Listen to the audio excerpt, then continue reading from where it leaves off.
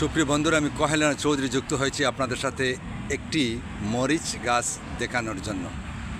চারাটি আমি দেখে অবাক, এবং ইতিপূর্বে আমি এরকম গাছ দেখিনি, তাই শেয়ার করে নিলাম আপনাদের সাথে। মাত্র 18 থেকে 20 ইঞ্চি লম্বা হবে এই চারাটি, এবং এই একটি চারায় এখানে 4টি চারা লাগানো রয়েছে দেখছি একটি ফুলের বাগানে, এবং সেখানে 2টি চারার মধ্যে 2টি মরিচ এসেছে, এবং সেই মরিচগুলো গাছ সম পরিমাণ লম্বা।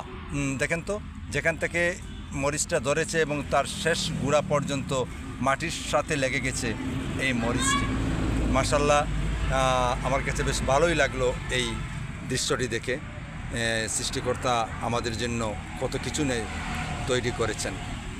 এরকম যদি কিছু মরিচ গাছ আমাদের নিজের আঙিনায় থাকে তাহলে তো আর কথাই নেই, কতটুকু মরিচের স্বাদ আমরা নিতে পারবো। ধন্যবাদ সবাইকে। আমি এই ভিডিওটি ধারণ করছি গোলাপগঞ্জের একটি জায়গা থেকে। সবাইকে ধন্যবাদ জানিয়ে এখানে বিদায় চাচ্ছি। আমি কহেলানা চৌধুরী। আল্লাহ হাফিজ।